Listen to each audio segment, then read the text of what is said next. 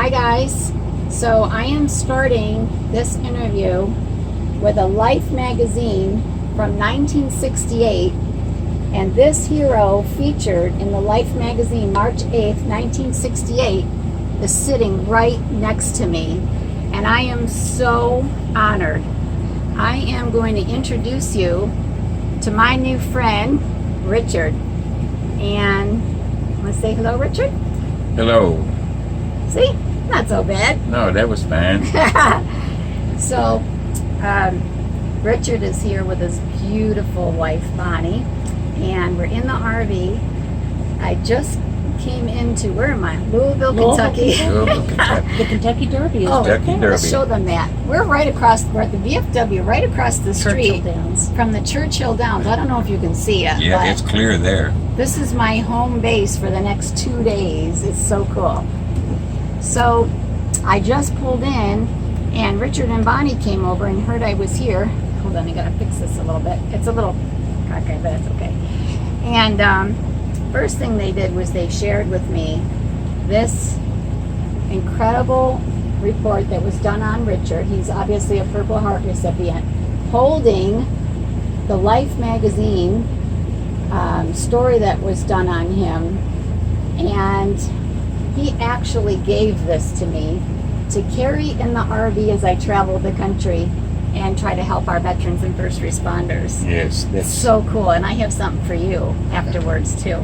I didn't tell you, I give surprises. oh, So we had a brief conversation about Richard's experience, and so as I told you, this is raw and unedited. I would like you to share whatever you would like to share about your experiences.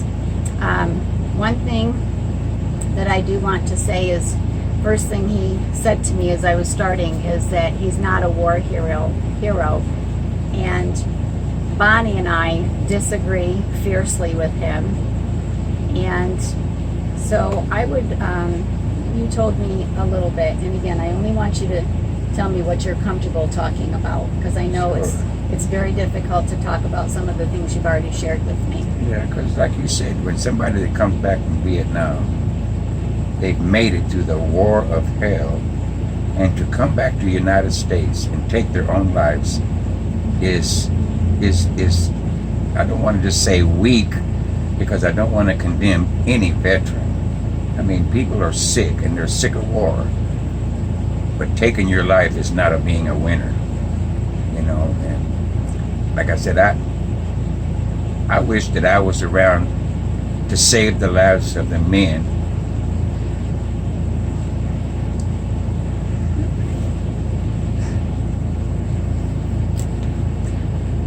Who saved? Who saved you? Who saved my life a time or two? And I just couldn't help. I can't see anybody taking your life after going through hell and coming back, and it's a waste to take your life after you went through so much trouble to save our country and fight for our country. Not that we was wanting to fight. You told me that you did many, more than 20 missions. I had 24 to 27 major operations where I wasn't supposed to even come back. You know, and I seen men die, and I've had to kill, and I've had to do things I can't even describe how ugly it is. I mean, there's women and children in Vietnam who gets killed not knowing why. The kids are strapped with C4 and told to mingle with the troops, and then pull this cord and they'll give you candy. And they come up to us and say, you give me candy, you give me chocolate, give me taboo perfume for my sister. And then they come up and they pull the string and they die, not knowing that, you know. But war is hell, and anybody who goes through war shouldn't have to come back and take your life for a trivial matter. But there's nothing here in the United States worse than what you go through when you're in a war. And if you can make it through a war, this should be gravy to live here. I mean, you've got people who would help you for people who are weak in the mind, and I'm sure that there are some veterans that need mental help. I could use a little mental help once in a while, but I just feel like I want to be worth something, and to take my life right now, it'd be worth nothing. I can't express the gratitude I have for just living, and if I was to take my life because of something that's like I owe too many bills, or somebody spits on me because I'm a Marine, you know, if they spit on me because I'm a Marine, they're going to find out what this Marine can do to them, you know, because I'm a Marine until the day I die, and I fight back. But, you know, I can't explain everything. Hell, I've had to pick body parts up of my men, and then on top of that, we've had to bury the enemy, or we see dead people, Vietnamese, and we had to bury them, breaking bones to put them in a hole, and then fight dogs that was attacking us. They have wild dogs in Vietnam, and they'll eat humans alive, you know, and you can't see your hand in front of you. It's so dark there. And so all you do is when you hear something, you just start shooting, you know. I carried a 60 machine gun and a 45, and I had to do what I had to do to stay alive, and to come back here to the United States and die after I went through hell. It's a story that, if I was to sit here, I could probably tell you stories all night long of things that I went through in Vietnam. I got buried alive, I got blew up, and I'm buried alive in my hooch with sandbags all over top of me. And I'm saying, help, help. And then my men said, Pineapple, you down there? I said, hell yeah, I'm down there. Get me out. You know, and we all laughed. And then when I got out, we all had a drink of beer, and we go to the slot shoot. And it's a tent where you get beer and talk about it, you know. Pineapple got buried. Yeah, I got buried. You always taking your time getting me out. We joke, you know, but it was, you know, it was kind of fun, but serious. It was serious fun, I think is what it was. But I don't know how I could, I feel that I'm very lucky to be alive. And I thank Jesus every day that I'm alive. Amen. You know, so. You're one of the first that's actually made that statement. But I tell you what, if it wasn't for me and Jesus, I just think I would have given up. You know, but when I think about things that's down on me, I ask Jesus, you looking down, sir? You know, I need you. Where you at? He never answers me, but somehow or another, he seems to touch me. And he touches me, and that's important, to be touched. You know, that's, I don't know what else I could say about a war, but, you know, we didn't ask for this war. We was sent there to keep war, and then when we went to Vietnam, the Vietnamese took off and left us sitting there doing the battling. You know, that was a war that was, we didn't gain no territory. And I would be afraid. They've got things that people go back to tourists for Vietnam. I don't think I would want to go back there. I mean, I had it once. I don't want to relive everything. I don't know how you could. It's just, you know, these operations they sent me, they said, well, Pineapple, we'll see you. I said, I'll be damned. I'm coming back. You know, okay. Well, I did, you know. And then I was in mortars. I spent a lot of time on the mortars in Hill 881, where they was overran by the Vietnamese, and we had to lay and play dead just so we didn't get shot or stabbed. You know, and that was scary because you could hear them coming. You know, and then in the picture of me in that magazine, there was dead bodies all on the street. Yeah. And we had to separate the dead bodies from the live ones, and the ones on the tank was the live ones. Oh, this is a tank. I didn't even actually That's a see tank. that. And the dead bodies they would put on mules, 4-wheel mules. Like, let me just see if I can share this with them again. Life magazine, you guys. Oh, I don't know if you can see. Yeah, you can see it. You can see at the bottom, it's a tank. Okay, yep, that's the tank. And these are the men he's talking about. Yes, that's So the live people. these were the men that were injured, Right. and you were trying to get them out. We was trying to medevac them out, And being shot at. Because my man there was holding his IV, and I was just supposed to keep him on the tank while we was going. And you were being shot at while you were trying Well, to... yeah, we could hear pew, you know, and their little carbine rifles, you know. But What was it like for you? I'm hearing that the younger generation, they're having a hard time transitioning, getting out of the service. So what was it like for you getting out after all that experience? I was scared. I had thoughts of, where do I go? What am I going to do? And then I get out, so I thought, well, I'm going to go get me a half pint of Kessler and 6 beers, and then I get arrested for public intoxication in auto. And when I told the officer, I said, sir, I just come out of Vietnam. I don't care if you come from Bumbuk, Egypt. You know, he said, you're going to jail. And I thought, I didn't do nothing wrong. I'm not even in my car yet. I'm just going to go. Didn't open nothing up. I wasn't drinking. They didn't give me no breath test. Public intoxication in auto. And that didn't make no sense to me. You know, and I didn't think I got too much respect. I think a lot of heroes or veterans don't get the respect they deserve. And I think veterans should get respect if they made it through this kind of a war. Something needs to be done for them. You know, I mean, they talked about the war after this. Where was it, in Iraq and Afghanistan? It seems like I give them all people credit. It seems like they're forgetting the ones who brought it up to that. And if it wasn't for people like me and that man and on this tank, we wouldn't have went this far. We couldn't have made it this far. There would have been a lot of worse battles, you know. But I can't never forget what I did when I was there. We walked for miles and climbed trees and grapevines that want to grab you and take you while you're walking. You know, they wrap around you and you think, what the heck, is these things alive? And them snakes that drop, them bamboo vipers and snakes that drop out of the trees, and you know, you don't live. I mean, you're not only just looking up and looking down, you're looking all around. Sometimes when we went through the street, when we went through the jungle, we had to shoot trees because we thought there was somebody up there. So, and a lot of times they were. You shoot up, and all of a sudden they drop.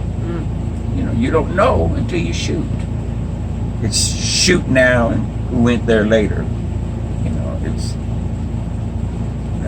a sad thing. You have to go through hell to get to heaven. It's, no one's ever said that to me before. It's just a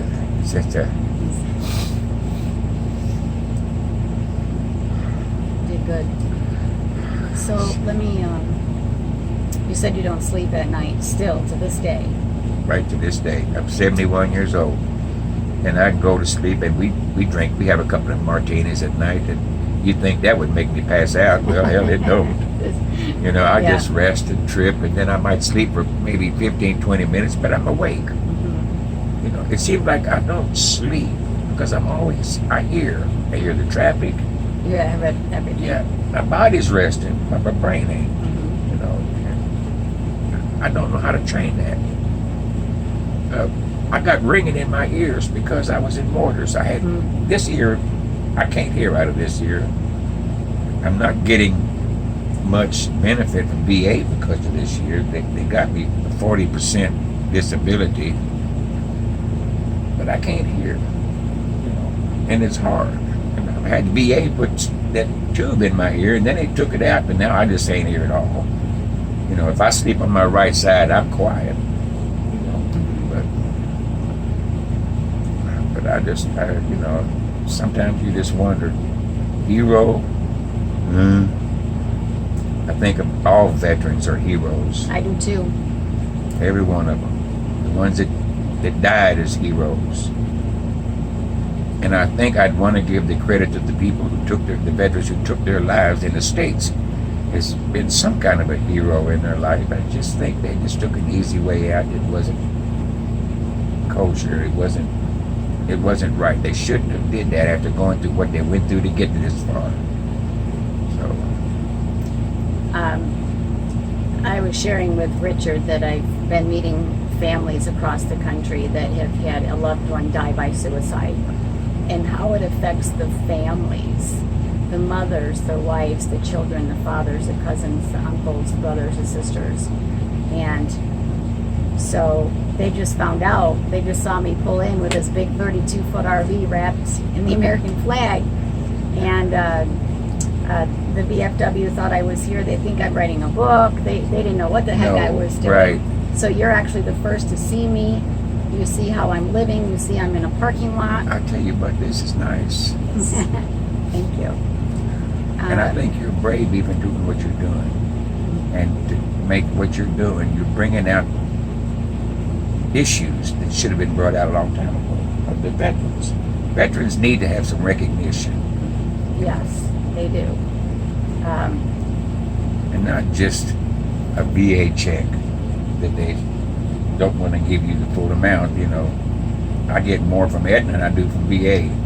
I worked for 30 years at American Standard making bathtubs. I get $650 from them. VA gives me $550. You know, of course I get Social Security. You know, but by the time you pay your bills, you're broke again. So. What I tell you that I think every veteran should get. Yeah, they should get a bonus. I thought our president was going to give us a stimulus check, but he died again. Oh boy. I'm gonna go there. I told him that I thought every veteran deserves free medical. Medical care. And what else did I say? A free home. Home. Oh God, boy, I would praise Jesus if I could get a home. I told him every veteran should get free medical and a free house. That's what I believe. It should be. You know, veterans should be awarded something. I mean, you know, maybe not. I don't know. The veterans that didn't get to do the war like I did. Some of them were office drones or truck drivers. They didn't see the war. I have a friend who was in the Army, and he was not in war, but he was close to, James was close to Israel, where they was going to have a war in Israel or something like that. James. And he was brought over there, but he wasn't into the war, but he was still a veteran, and he doesn't get the benefits that I get. They're all different. I'm not Germany. sure how that all yeah, works. Germany or something like that. Oh, And he was close to it, but he just didn't get to go in and fight. I think he's a little envious of me because I did go through this. I don't think he would have wanted to go through that. who would want to go through that? That's rough. 19 years old. He was 19 years old. Yeah. All right. Well, I think that we've gotten everybody's attention. Yes, ma'am. I would like to leave this. So, Richard and Bonnie are in Louisville, Kentucky. I'm looking for resources. He's not far from the VFW here. And if you are a small non-for-profit that helps veterans in the area, I'm trying to find you to help these guys. So if anybody's watching and you know of any non-for-profits or any veteran resources in the Louisville, Kentucky area, please contact me right away and see if I can find some kind of resources here for a lot of different things. Oh, yes, ma'am. I thank Jesus and whoever can help. That's right. So I'm gonna find out more what I can do for these guys.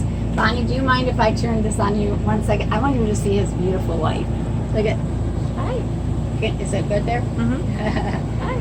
So I get the wives in here, and they're my heroes too, by the way, because they've I known think each she's other. had to put up a lot of me, Well, I was too. going to say, you guys have been together 20-something years, and so these issues didn't start with you No, just recently. I mean, she knew you when you were going through stuff.